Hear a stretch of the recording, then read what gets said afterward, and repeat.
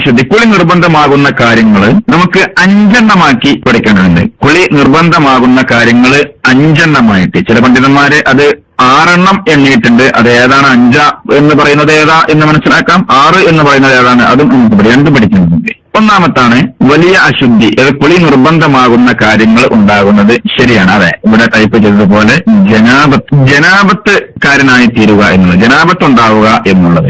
സത്യത്തിൽ ജനാബത്ത് എന്ന് അറബി വേർഡാണ്. വിശുദ്ധ ഖുർആനിലൊക്കെ പ്രയോഗിച്ചിട്ടുള്ള അറബി വേർഡാണ് ജനാബത്ത്. ഇൻഷാ അല്ലാഹ് വിശദീകരണം വരുന്നുണ്ട്. അല്ലെങ്കിൽ ഖുറൂജുൽ മനിയ്യ് പുറപ്പെടുക എന്നുള്ളത്. രണ്ടാമത്ത് സംയോഗം ചെയ്യുക, അല്ലെങ്കിൽ അറബി പദങ്ങള് അൽ ജിമാഅ് എന്ന് പറയാം, സംയോഗം ചെയ്യുക. മൂന്നാമത്തെ കാര്യമാണ് ഹൈള്. ഞാനിങ്ങനെ ഒരു സ്ലോ ആക്കി പറയുന്നത് പല ആളുകളും പറഞ്ഞിട്ടുണ്ട്, നിങ്ങൾക്ക് വന്ന് എഴുതി വെക്കുന്നുണ്ട്, എഴുതാൻ കുറച്ച് സമയം തരണം, സ്പീഡിൽ പറഞ്ഞു പോകരുത് എന്നൊക്കെ പറഞ്ഞത് കൊണ്ടാണ് വളരെ സ്ലോവില് കുറച്ച് സമയം നൽകുന്നത്. പല ആളുകളും ആവശ്യപ്പെട്ടിട്ടുണ്ട് എഴുതാൻ സമയം നൽകണം, പ്രത്യേക സ്പീഡിൽ പറഞ്ഞു പോകരുത്, പ്രത്യേക കാരണം ഫിഖ്ഹിയായ വിഷയങ്ങള് നമ്പർ ഇട്ട് നമ്മൾ എഴുതി വെക്കേണ്ട കാര്യങ്ങളാണ്, പഠിക്കേണ്ടതാണ്, അതുകൊണ്ട് സമയം നൽകണമെന്ന് ആവശ്യപ്പെടുക. മൂന്നാമത്തെ ഹൈള്. 4 നിഫാസ്. 4 നിഫാസ്. 5ാമത്തെ കാര്യം, ഇപ്പൊ ഞാൻ 4 കാര്യങ്ങൾ പറഞ്ഞു, ഞാൻ പറഞ്ഞല്ലോ 5 കാര്യം പറഞ്ഞിട്ടുണ്ട്. 5ാമത്തെ കാര്യം ആർക്കറിയാം? കുളി നിർബന്ധമാകുന്ന കാര്യങ്ങൾ. ഒന്ന്, മാഷാ അല്ലാഹ്, ആഴിമോൻ എഴുതിയത് ശരിയാണ്. മരണം മരിച്ചു കഴിഞ്ഞാൽ എന്താണ്?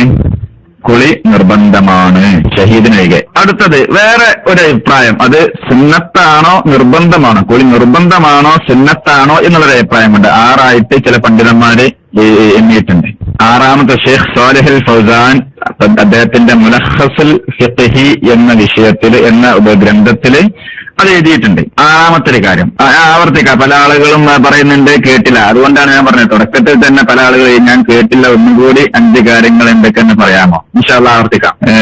ഇല്ല, മയ്യത്തിനെ കുളിപ്പിക്കൽ അതല്ല, മയ്യത്തിനെ കുളിപ്പിക്കൽ അല്ല, അത് നിർബന്ധമാണോ സുന്നത്താണോ എന്നതാണ്. അവിടെ ഞാൻ പറഞ്ഞ 5 കാര്യങ്ങള് PM അടിച്ച ആൾക്ക് ശ്രദ്ധിക്കുക. 5 കാര്യങ്ങൾ അബൂറാഫി ടൈപ്പ് ചെയ്തിട്ടുണ്ട്. നായെ തൊട്ടാൽ കുളി നിർബന്ധമില്ല കേട്ടോ. നായെ തൊട്ടാൽ കുളി നിർബന്ധമില്ല. ജുമുഅക്ക് അല്ല, ജുമുഅക്ക് അത് പണ്ഡിതന്മാരുടെ ഭൂരിപക്ഷ അഭിപ്രായം അത് ശക്തിയായ സുന്നത്താണ്, സുന്നത്തിൻ മുഅക്കദ എന്ന് പറയുന്നിട്ടുണ്ട്. പക്ഷെ നിർബന്ധമാണ് എന്ന് പറഞ്ഞ പണ്ഡിതന്മാരുണ്ട്. പക്ഷെ ഇതല്ല, അത് വരുന്നുണ്ട് ഇൻഷാ അല്ലാഹ്. അബൂ ജാസ്മിൻ മതി ആ വിഷയങ്ങളിൽ ഇൻഷാ അല്ലാഹ് നമ്മുടെ ക്ലാസ്സുകൾ വരുന്നുണ്ട്. മാഷാ അല്ലാഹ്.